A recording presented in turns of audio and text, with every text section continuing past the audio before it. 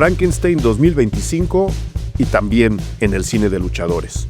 Hoy y ahora todo mundo habla del Frankenstein de Guillermo del Toro, y no es para menos.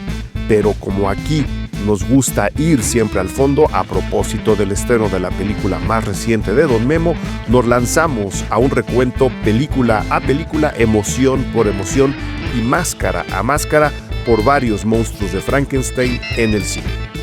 Y como el monstruo de este año tiene toque mexicano, nada nos va a impedir viajar de Boris Karloff a los varios y coloridos Frankenstein del cine mexicano, en particular aquellos que causaron pesadillas enfrentándose al Santo y Blue Demon en el famoso cine de luchadores. Para hacerlo, invitamos al crítico de cine César Martínez, colaborador de Fósforo UNAM, revista de crítica cinematográfica de la Filmoteca de la UNAM, amigo de Cine Garage y una de las voces más creíbles de la nueva crítica. Recorramos tornillo a tornillo al monstruo de Frankenstein en todas sus manifestaciones. De eso trata este episodio. Yo soy Eric Estrada, esto es Cine Garage, aquí cabe todo el cine. Mi queridísimo César, me da muchísimo gusto sacarte de Fósforo UNAM y meterte, no sé si es tu primer podcast y además en un tema en el que te hemos traído investigando desde hace mucho tiempo. Bienvenido a los micrófonos Cine Garage. La primera pregunta sería, ¿ese es tu primer podcast en la vida? No, bueno, primero que nada, muchas gracias por la invitación. La verdad es que me emociona bastante. No es la primera vez que, participo en algo así. En algún momento hice con un amigo una especie de cosa igual así, como hablando de cine, pero fue algo entre que muy breve y muy sencillo. Pero digamos, de manera más profesional, sí. Ah, bueno, sí, no, y es a lo donde yo te iba a decir, así en un podcast de renombre universal, Claro. que escucha gente como Alex de la Iglesia, Claro. Guillermo del Toro, ahí sí es tu primera vez. Sí, soy Nobel. Y además nos escucha muchísima gente a lo largo del mundo, 40 países nos escuchan. Quiero aprovechar este momento para decir a la gente, en este instante suscríbanse si no lo han hecho al podcast Cine Garage. Ahí abajo de su reproductor hay un botón que dice suscribirse. Denle clic, hagan clic ahí. Al lado hay uno de una campana, también hagan clic ahí. Eso les va a tener informados cuando publicamos, que yo se los digo desde ahora, cada martes en la mañana, por ahí de las 10 de la mañana. Pero si hay algo extraordinario, o si sacamos algo extra, o si de plano se les olvida, eso nos ayuda a que ustedes lo recuerden y por supuesto nos ayuda también a subir en las tablas de popularidad y a tenerles en el radar, en el mapa, saber dónde andan, dónde nos escuchan, a qué hora, cuándo. Y eso, por ejemplo, me da a mí la seguridad de decir, César, nos escuchan en 40 países alrededor del mundo. Entonces, creo que tenemos muy buena oportunidad para decirle a la gente, la propuesta a partir de este instante para esos 40 países es hacer un recuento ni sentido ni exacto, aunque tengo la lista completa de películas de Frankenstein que la voy a publicar en el podcast, debajo del podcast, tanto en la web como en el perfil Patreon. Sí, darnos un paseo por, siempre que se hacen listas como esta, siempre empiezan diciendo el monstruo favorito del cine. Lo dicen de Drácula, lo dicen del hombre lobo, lo dicen del hombre invisible. Ahora, por supuesto, las listas dicen Frankenstein es el monstruo favorito del cine. Y no sé de entrada, César, si tú estás de acuerdo con eso. Si nos queremos ir por ese lado, probablemente sí.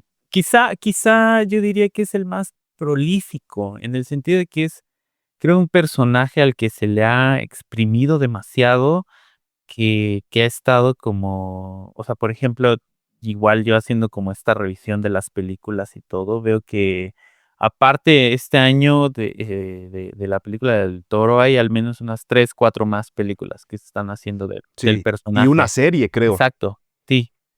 Entonces, como que es un personaje al que se le ha explotado demasiado, que sigue dando mucho de qué hablar. Digamos, este año, pues, las propuestas más grandes son, evidentemente la del Toro, pero también está la película de Maggie Gyllenhaal, su propuesta de la novia, y sigue dando, ¿no?, de qué hablar. Pero creo que es en el cine donde el personaje ha tenido como mayor relevancia, ¿no? Obviamente la novela fue un hito en su momento y, fue un clásico, pero, no es sino a partir de un poco la película de Universal que que el personaje toma forma y de ahí ha dado, pero para muchísimo. Habrá quien diga, no, es que a la hora de hacer listas y de revisar películas, Drácula tiene más películas, pero hay una pequeña diferencia. Muchas veces se cuentan en esas listas de Drácula a vampiros en general, que no tienen nada que ver con Drácula. Frankenstein siempre es Frankenstein, César. No hay, bueno, está la novia, ¿no? Pero en esa película sale el monstruo de Frankenstein, ¿no?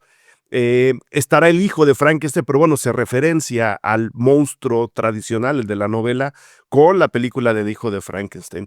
Hay 2 películas porno por ahí, pues ahí está el monstruo de Frankenstein. No voy a dar el nombre, ¿no? Claro. Porque sí me tocó verlas en su momento.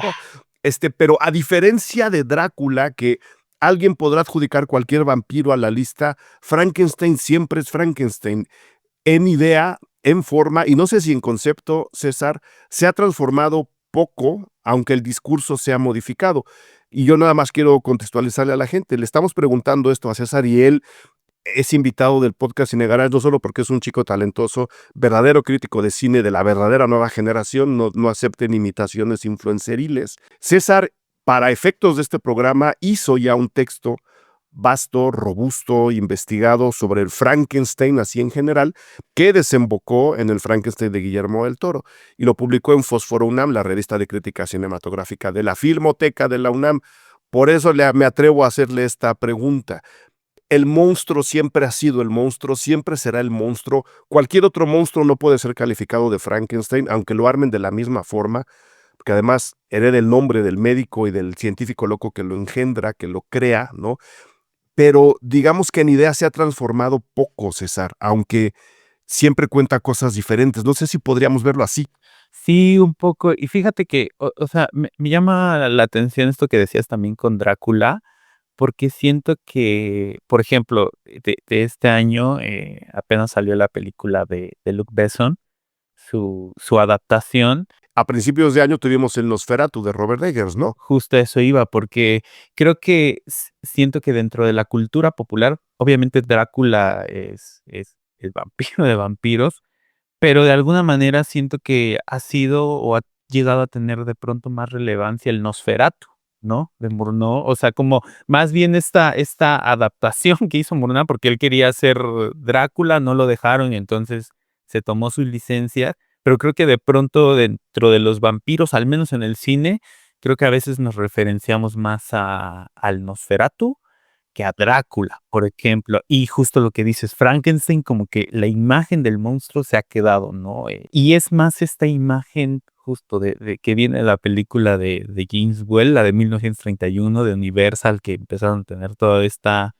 este auge y este éxito con los monstruos, pero es más esa imagen, ¿no? La que se nos ha quedado. Y a mí lo que me da curiosidad también es justo, ¿no? Cómo el público va a reaccionar con este nuevo Frankenstein, porque es una figura muy popular, ¿no? Y de pronto, pues ya la idea que tenemos del monstruo, incluso sin de pronto conocer a profundidad la historia, tenemos la imagen, ¿no? Pensamos en Frankenstein, pensamos, pues, un poco en los Lo disfraces de vemos. ajá, de Halloween, el corte de cabello, Los los tornillos en también el en el cuello. cuello, sí, esta mirada así pálida, la piel verde, sí, ya es un referente, ¿no?, en la cultura. Y yo me pregunto un poco qué tanto se puede transformar el hito, ¿no? Igual dentro de lo Eh, cinematográfico, o qué tanto va a seguir simplemente, eh, reproduciéndose la imagen del monstruo, pero teniendo todavía ahí como ese estandarte, ¿no? De Ahí tenemos la enorme aportación, tanto en idea como en forma, de ese Frankenstein de James Whale, pero que Boris Karloff arma en concepto y en forma, ¿no? O sea, sí tenemos la historia, sí tenemos una adaptación muy ligera de la novela, prácticamente no tiene nada que ver, ¿no? Creo que nada más la idea de voy a generar vida a través de la electricidad juntando varios cadáveres en un solo cuerpo, digamos que es prácticamente lo único que lo une a la novela de Mary Shelley. Pero es Boris Karloff, este actor que además generaba sus propias ideas de maquillaje, quien elabora esta imagen icónica de la que tú estás hablando.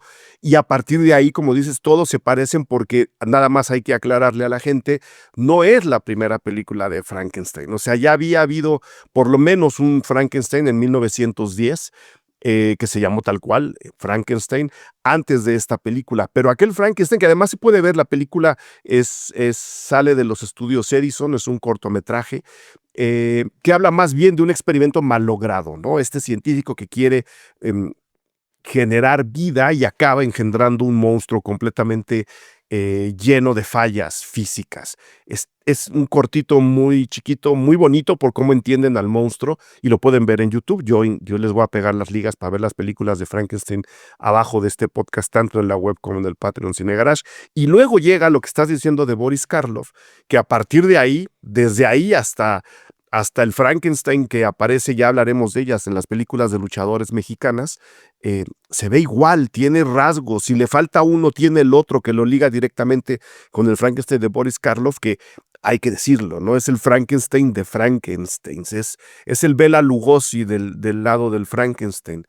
Pero ahora que lo decías, surge este monstruo, surge a partir de la novela, se ve igual, pero yo quiero insistir, nos dice cosas diferentes. Para ti, ¿hay algún hilo conductor en todos estos Frankensteins? ¿O si cada uno son distintos? ¿O cómo lo ves tú así, abuelo de pájaro? ¿Cómo ves tú la idea, los conceptos, lo que este personaje nos cuenta como seres humanos o como espectadores de cine, para no irnos tan al fondo? Yo creo que lo que queda es siempre como el corazón de la historia de Shelley, que es un científico, que también el científico, Frankenstein como tal, Víctor Frankenstein, que se le ha cambiado los nombres, digo, en la película de 1931 cambió a Henry, eh, digo, en la novela es un tipo como muy lúcido, muy joven también, y Sí, también muy melancólico, muy reflexivo, indaga más más romántico, ¿no? romántico, exactamente, ¿no? Y en las películas de pronto se ha ido muy al extremo, ¿no? El científico loco y un poquito esta idea del que está Egoísta. exacto, sí, que quiere crear vida y que quiere compararse con Dios. Un poquito siento que eso está en el centro de todas las historias, ¿no? Como la creación en sí, ¿no? El dar vida a partir de la muerte en general, creo que eso es lo que más se ha quedado. Y como dices, ¿no? La película de 1931, o sea, justo parte de eso y todo lo demás, o sea, es completamente original, ¿no? Incluso, por ejemplo, ya en la secuela, en la nueva de Frankenstein, eh, hay una pequeña introducción que se supone está como de donde viene, digamos, el origen de la historia, con Mary Shelley, con su prometido y con Lord Byron. Y están hablando, ¿no? De la novela y, bueno, de su historia y de lo cautivante que era y todo, pero Sí, se hacen referencia a la primer película, ¿no? Hacen claro, eso referencia es bien bonito. sí, sí, sí, sí. Y entonces creo que de ahí viene el mito, ¿no? Como que creo que eso también ha sido lo fascinante a lo largo del tiempo, el hecho de que hay un punto de partida que quizá no cambia, que es la creación del monstruo, el dar vida a partir de la muerte, y ya, de ahí se desprenden un montón de posibilidades, que eso se me hace muy interesante, ¿no? Creo sí ha habido versiones, digamos, más fieles a la novela, porque la novela sí tiene un recorrido mucho más largo y extenso, em, pero sí, me parece que ese, o sea, como que partir de eso y ver todo lo que se ha hecho, o todas las historias que se han hecho y se han creado a partir de eso. Sobre todo ha sido también esto de las secuelas, ¿no? Por ejemplo, ya Ujú. cuando Hammerfield se empezaron a hacer, o sea, después de la época de Universal y cuando Hammerfield se empezaron a hacer como estas películas igual seriadas, siempre era como la historia funcionaba un poco igual. Al principio se creaba un monstruo y al final terminaba, ¿no? Y un poquito ahí les daba la oportunidad para que seguir haciendo películas, ¿no? Y seguir, haciendo la historia sin tener que complicarse demasiado. nada más dar los años. La novia de Frankenstein es del 35. Hay un podcast Cine Garage sobre la novia de Frankenstein, porque si hacen cuentas, en el 2025 está cumpliendo 90 años. O sea que también es fecha importante para la novia de Frankenstein. Después de esa, hay un hijo de Frankenstein que yo la verdad no tenía checado en el mapa. Repito, estoy leyendo la supuesta lista completa de las películas con el monstruo de Frankenstein. Y luego, en los años 40, entrando a la Primera Guerra Mundial, El fantasma de Frankenstein es del 42, Frankenstein conoce al hombre lobo es del 43, La casa de Frankenstein es del 44, y luego hay otra post-Guerra Mundial, César, que me gustaría ver cómo tienes concebido a este Frankenstein de la comedia, Abbott y Costello contra Frankenstein. ¿Por qué? Porque en todas las anteriores, absolutamente en todas, el dilema es este que tú estás diciendo, la generación de vida a partir de la muerte, o la muerte como posibilidad de volver a engendrar vida, que acaba siendo una visión más revuelta, pero dark como soy, es la que yo tengo, ¿no? Como la muerte, como la verdadera semilla de la vida. Y ahí tenemos, como dices, un dilema, algo para pensar directamente heredado de la novela, aunque la novela es mayor, como bien dices, pero en la comedia cuando gente como Abbott y Costello meten al monstruo de Frankenstein en la comedia, el monstruo se vuelve casi, casi una especie de primer zombie, ¿no? Como alguien descerebrado, muy bruto en cuestión de tiene mucha fuerza, no la controla, todo lo arregla a golpes. Y ahí me interesa ver si tú quieres conectar con ese monstruo o realmente es una parte de una visión más extensa de este monstruo en general como es el de Frankenstein. Y es que es muy curioso porque, ¿sabes? Siento que, o sea, en el personaje de Karloff ya estaba ese monstruo como de parodia, ¿no? Obviamente el tono de la película era, pues, más serio y tenía como esta gravedad. Incluso al inicio de la película, ¿no? Está también esta especie de disclaimer como de, les advertimos que es una historia, ¿no? Como con estos Sí, rasgos y ahora sí que sí, van sí. bajo su propio Sí, riesgo, ¿no? están en el cine porque quieren, Claro, ¿no? sí, sí, sí, o sea, no digan que no les advertimos, ¿no? Porque esta es una Sí. historia de horror, pero y digo, me interesaría mucho saber, ¿no? Cómo ese público que lo vio por primera vez, cómo reaccionó, si de verdad era una experiencia verdaderamente terrible. Creo que ahora para los espectadores modernos puede ser es una gran película, pero no creo que nos provoque, ¿no? Como verdaderamente ese terror, ese horror. Pero justo, o sea, ya hay esos rasgos, porque el Frankenstein que crea Whale, que crea Karloff, es un Frankenstein que que está como en esa línea, ¿no? Como que apenas que parece como un bebé muy grande y que es medio torpe y ¿No estará ligado eso con el hecho de que en la novela en realidad es eso, es una especie de vuelto a nacer que conforme va pasando el tiempo, y eso es lo bonito y lo emocionante de la novela, va aprendiendo de la vida, aprende a hablar, aprende a pensar, aprende a leer. ¿No estará más conectado con eso que con la fuerza bruta que explotan en la comedia? sí, definitivamente, porque, o sea, a este primer Frankenstein, pues, lo vemos muy poco, ¿no? Es una película muy corta, es una historia que pasa muy rápido, y obviamente en la novela justo ves esa evolución del personaje, ¿no? Y que él mismo va reflexionando, ¿no? En torno a que cómo va entendiendo el mundo y sus primeros días también, como que no sabía qué estaba sucediendo.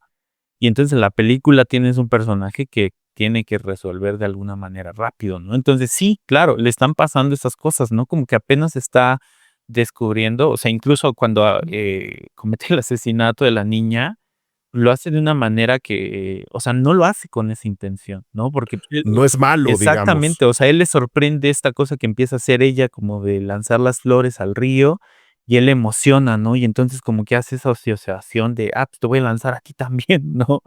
Y y claro, ¿no? Ahí está un poco esa dimensión más profunda, pero justo se me hace volviendo a esto de la comedia, se me hace interesante como sí, el momento en el que llegaron a eso, como de ver que el monstruo tenía esa otra posibilidad, ¿no? Que no solo era esta Ujú. parte, sin más, seria y dramática, sino esta posibilidad de ir más a la parodia, a la ironía, a ver, como dices, me gusta esto que dices, ¿no? Como quizá el primer zombie, porque sí tiene esos rasgos, esas características, Un ¿no? poquito, un poquito. Y bueno, más allá de lo del primer zombie y lo de la parodia, hablando y centrándonos justo en la escena del asesinato de la niña, creo que ahí es donde la película tiene esta conexión probablemente, no, conociendo a James Whale, yo creo que es una conexión muy directa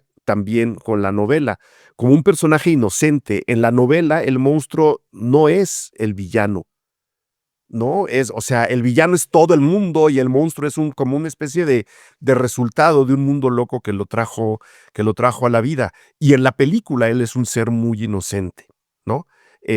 Mata a la niña, pues, por inocencia pura, no lo hace por maldad.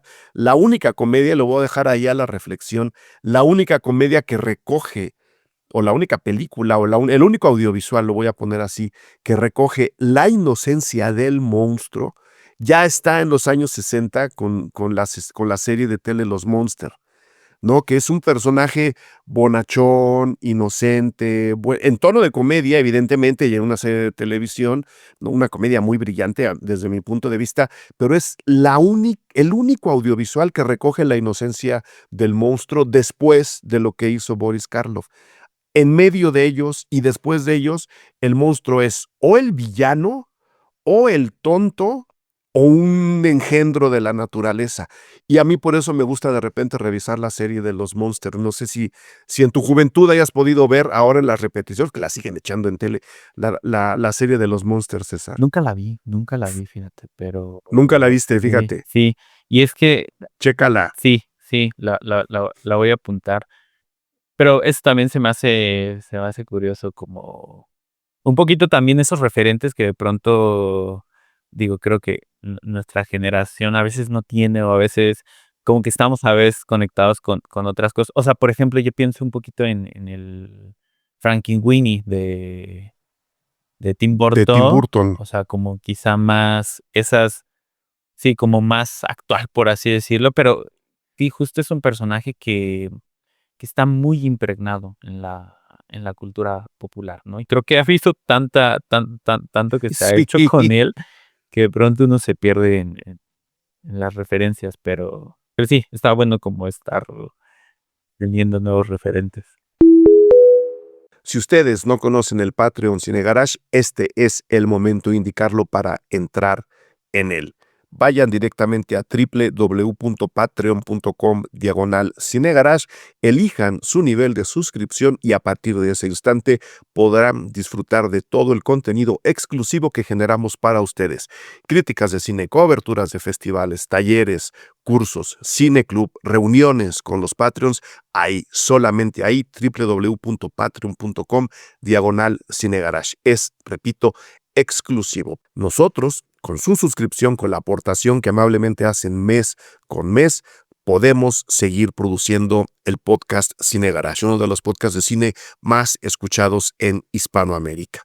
Por eso, en esta ocasión, de manera muy particular, gracias a Jane Walsh, Javier Hurtado, César Cruz, Maru, Mónica Martínez, Rubén Haddad, Emilio Hernández Urbina, Diego Imanol, Mauricio Acevedo, Luis Carlos San Juan Pérez, que son solamente un pequeño grupo de Patreons seleccionados para agradecerles en este episodio. La comunidad es más grande, ha ido creciendo y ahí estamos debatiendo lo que más nos gusta, que es el cine. Suscríbanse. Pueden empezar con la prueba gratuita y luego quedarse en el nivel que ustedes elijan o simplemente decir esto no era para mí, no hay ningún problema, pero pueden empezar con su prueba gratuita y luego elegir su nivel de suscripción. Les esperamos en www.patreon.com/cinegarage. En toda esta larguísima lista de referencias que mencionabas hace rato, ¿tú tienes algunas favoritas? Por ejemplo, en la investigación para tu texto o en lo que desarrollaste en el texto, ¿Qué fue lo que rescataste del monstruo como ideas, como discursos, como formas?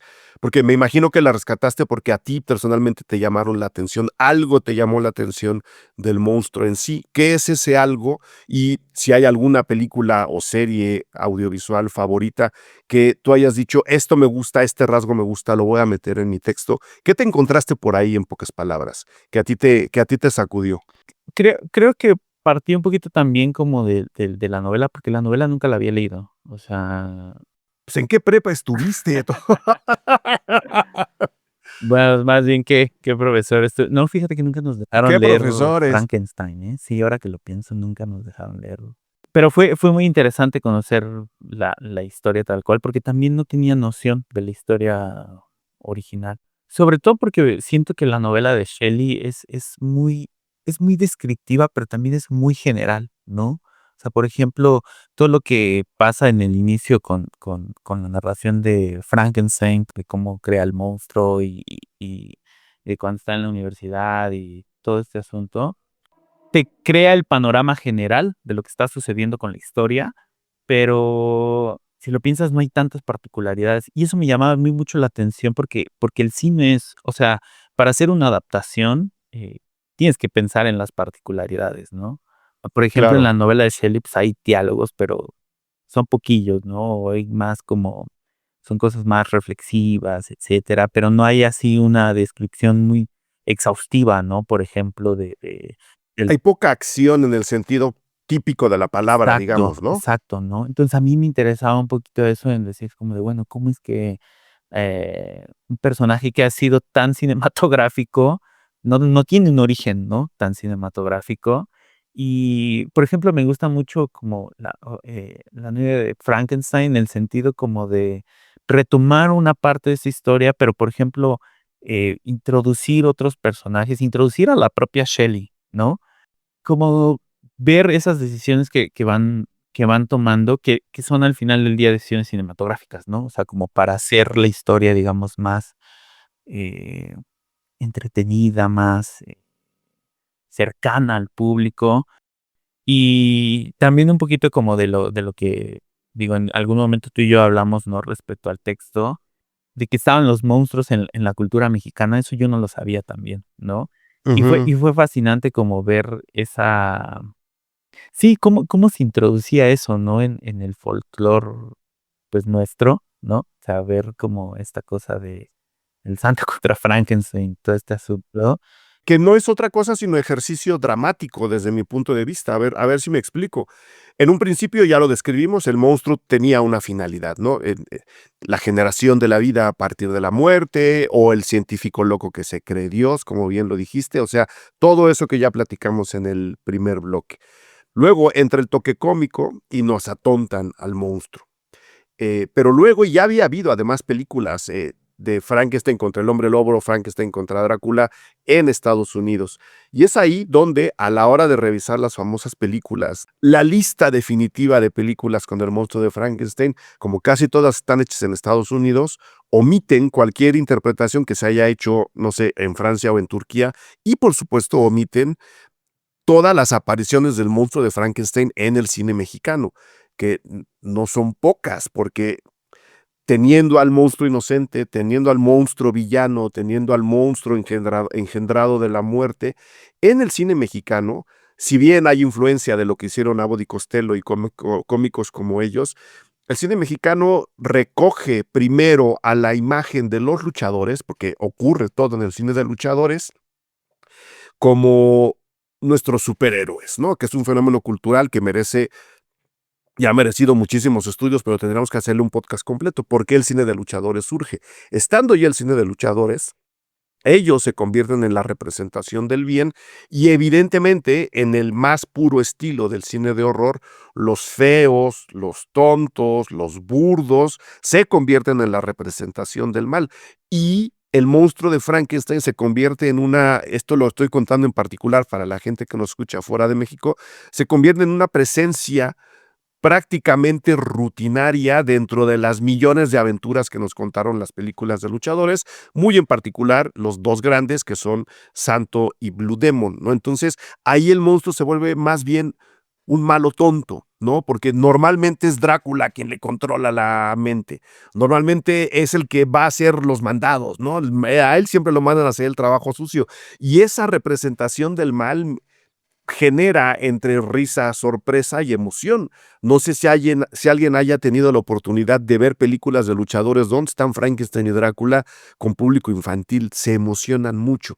Y esa aparición de ese monstruo con 85,000 variantes, a veces con tornillos en el cuello, a veces no, a veces con cicatriz en la frente, a veces no, prácticamente nunca hablando, pero siendo él el líder de los monstruos, pues pasará una, dos veces, casi ninguna.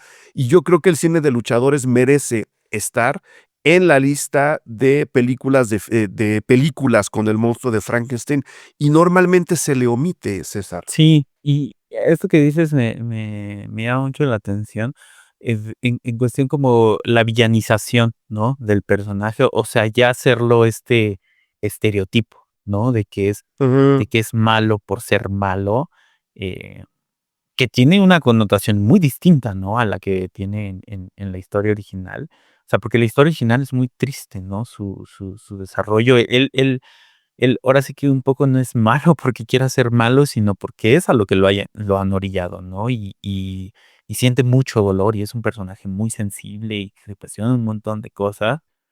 Y justo ver como esa evolución, y ver que al final del día esta imagen, sobre todo, por ejemplo, volviendo, ¿no?, a esta imagen que se ha hecho a partir de Karloff, porque Shelley en la novela menciona así que el personaje es alto, que tiene el cabello largo, que la piel no se le termina como por extender bien en el rostro, que tiene dientes blancos, pero igual, no hace una, descripción tan puntual, ¿no?, de cómo es, o cómo viste, o cómo camina, ¿no? Y eso es algo más que terminó dando el cine, y es interesante ver esa evolución un poco, ¿no? Cómo, dependiendo del contexto, dependiendo de las circunstancias, el personaje evolucionó, ¿no? Y el personaje, de alguna manera, tuvo que llegar a ese punto, ¿no? Porque ya tenía el estatus de ícono, pero para darle incluso mayor fuerza, pues, hacerlo totalmente villano, le daba más fuerza, ¿no? Y entonces justo lo que dices, ¿no? Como que el cine mexicano lo rescata para también ensalzar la figura de sus héroes, ¿no? En este caso, el Santo, sí, luchando contra, Blu- digo, él ya se inscribe, Contra los monstruos. ajá, sí, se inscribe ya en esta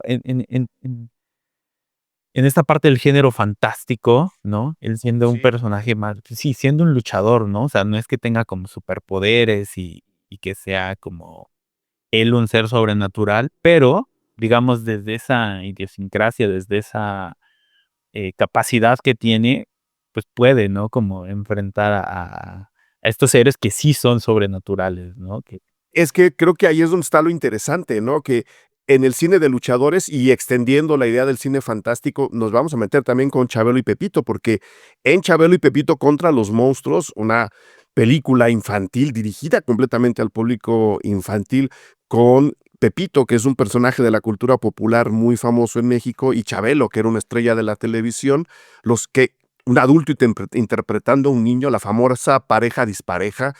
Ay, el personaje de Chabelo tiene algo de Frankenstein también, pero no me voy a meter ahí, respeto mucho a Chabelo. Eh, en estas películas, lo interesante es ver cómo lo natural, es decir, Santo Blue Demon, seres humanos enmascarados y lo que quieras, pero luchadores de carne y hueso, o Chabelo y Pepito, niños, ¿no? También de carne y hueso, lo natural se enfrenta a lo sobrenatural, y lo sobrenatural son, evidentemente, el grupo de monstruos, ¿no? El Cíclope, el Hombre Lobo, Drácula, y ahí anda Frankenstein. Esa lucha entre lo natural y lo sobrenatural creo que no está recogida en ninguna otra de las adaptaciones del monstruo, porque el monstruo, si bien podría estar en lo sobrenatural, está más bien del lado, ¿no?, de una fantasía oscura, antes que en un encanto o en un hechizo, ¿no? No es ni siquiera el golem tiene ot- otra raíz, ahí sí un poco más de superstición. Esto no, esto está en un terreno muy propio.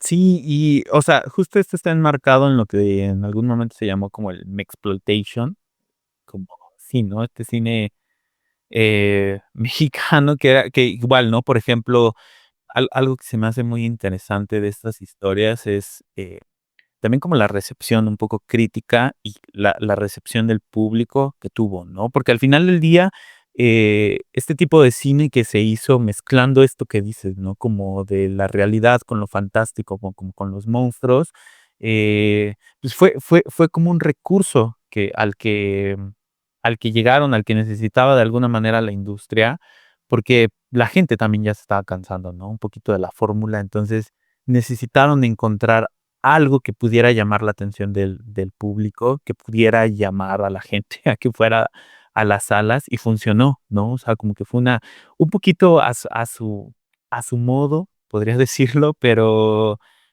fue un Frankenstein, ¿no? También como de géneros y como o sea, fue un movimiento que se hizo muy así, ¿no? Como de juntar muchas cosas que dijeron: "Vamos a probar con esto y y vamos a hacer que funcione".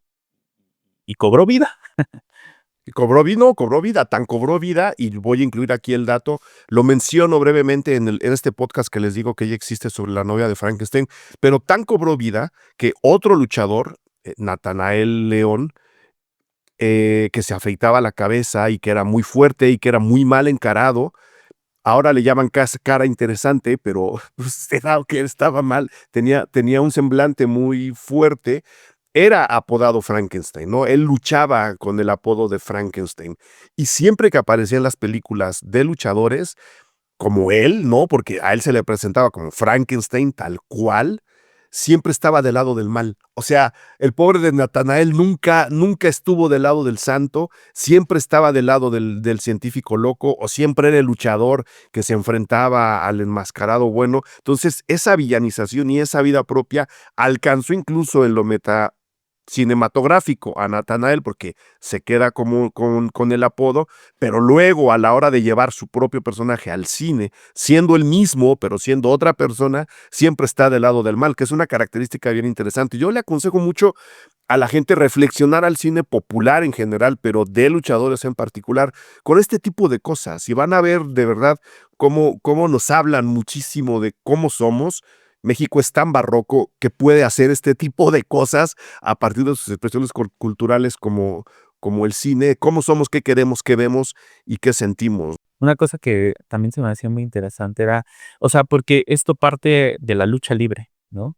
Y la lucha libre siempre ha tenido también sí, esta dicotomía, ¿no? Bien y mal. Hay como sí, es un poco también como teatro, ¿no? Un poquito Sí, Mar claro. también lo relacionaba un poco al teatro griego y mencionaba que era más como, o sea, que el luchador hacía más lo que se esperaba de él, ¿no? Que digamos, la lucha en sí, y y es padre pensar, ¿no? Cómo se pueden combinar estas cosas que ajá, o sea, que sí, digamos, ya está hecho, ¿no? Se sucedió en el cine mexicano, pero en su momento quizá a alguien se le ocurrió como esto de, ¿qué qué pasa si unimos la lucha libre con los monstruos, no? O sea, es una idea que Ajá. suena como un poco Descabellada descabellada, por claro, completo. ¿no? Pero termina funcionando, porque justo la lucha libre tiene mucho de ficción, de dramatismo, de De teatro, teatro. ¿no? De Sí, drama, de tragedia, de comedia, pues es una experiencia completa, ¿no? exacto. Como dices, el luchador hace lo que se espera de él, pues por eso se quejan de las llaves, o sea, sí se aplican llaves, pero a quien le están aplicando la llave tiene que hacernos ver que le están Claro. aplicando una llave, en consecuencia se duele, grita, se azota, es un poco por ahí. Pero bueno, ahí viene el Frankenstein de Guillermo del Toro, mi estimado César. No vamos a hablar de la película, queremos que la gente la experimente, pero creo que es la primera vez, ahora ya peleándonos con las nacionalidades de las películas, pero creo que es la primera vez que un autor mexicano, hablando en el nivel del cine, se aproxima realmente a la figura del Frankenstein. Ya lo dijimos, ha habido otras expresiones desde el cine mexicano hacia el monstruo. Creo que es la primera vez y creo que eso es emocionante, ¿no, César? Ver cómo alguien como Guillermo el Toro, más allá de lo monstruoso, más allá de que sus personajes tienen que evidentemente ver mucho con él y con su propia vida, es un autor a final de cuentas, acercarnos a un icono de la cultura popular universal, del cine y del Halloween, tampoco Sí, tan grande sí, sí, como sí. Frankenstein, creo que es muy invitante, César. un poco como te decía al principio, me da curiosidad pensar si este Frankenstein se va a volver tan icónico. Yo creo que sí, yo creo que sí va a ser una película que va a dar mucho de qué hablar, pero en la imagen popular, me refiero a como cuánta gente se va a disfrazar de este Frankenstein, del personaje de Oscar Isaac o de Mia Goth, ¿no? Eso me da curiosidad. Porque tenemos otro, nada más deja mencionarlo, en el 94, Mary Shelley's Frankenstein, la película del 94 de Kenneth Branagh, tenemos otra manera de entender físicamente al monstruo, con Robert De Niro muy maquillado. A mí me parece muy buena idea lo que hicieron con ese personaje desde lo físico, pero no cuajó, o sea, no Sí, pegó. La gente exacto. no se acuerda de Ujú, cómo se ve ujú. ese Frankenstein, como que extrañaron los tornillos en el cuello, Sí, ¿no? sí, exacto. Y de hecho era una película mucho más fiel a la novela, el personaje era más Exacto. fiel a la novela. Digamos que la fórmula estaba ahí, ¿no? De Niro, pues, ya tenía el estatus también de estrella, pero nadie piensa en el Frankenstein, ¿no? De Niro. Ahora no sé si nos vamos cómo va a reaccionar, ¿no? El público con el Frankenstein de Elordi, ¿no? El monstruo de Elordi. Pero me parece muy acertado, creo yo, que sea Del Toro quien haga esta adaptación, sobre todo porque es una película muy personal para él, ¿no? Es algo que quería hacer desde Desde hace muy mucho. chico y o sea, hay referencias desde el principio de su cine, ¿no? O sea, en Cronos, Mimi, que es una película que tiene mucho de esa idea que se ve que pensó que tenía en mente a Frankenstein, ¿no? Y un poco creo que ha sido como se ha estado preparando, ¿no? Se preparó todos estos años, toda su carrera para poder hacer esta adaptación, y va a ser muy interesante ver cómo el público reacciona a ella Cómo la atrapan. sí, justo. Yo nada más le digo a la gente, no le hagan, perdón que insista tanto, pues que como ahora me los encuentro mucho en las funciones de prensa, no le hagan caso a los influencers en este sentido. Les van a decir, como lo hicieron con Crimson Peak, les van a decir, es una historia de terror del maestro del terror, Guillermo el Toro. Guillermo el Toro nunca ha hecho una película de terror. Punto. O sea, tiene elementos del cine fantástico, tiene elementos del cine de terror, pero nunca ha hecho una película de terror. Y en esta estoy seguro, su influencer de confianza le va a decir, por fin Guillermo del Toro entrega, vamos a ver qué tanto nos espanta el Frankenstein Guillermo. No, Guillermo del Toro no hace ese tipo de cosas. No vayan con esa idea preconcebida. Vayan a ver qué nos quiere contar Guillermo del Toro. No vayan buscando un género en particular en una etapa en donde del cine donde ya los géneros no importan, de alguien que además los ha mezclado toda su vida. Entonces, no hagan lo que con Crimson Peak, de decir, ay, ni espanta, ay, qué chafa, uy, qué floja película, cuando en realidad está contando cosas muy intensas. Esta adaptación de esta novela cuenta cosas muy intensas. Déjense llevar, no predispongan nada.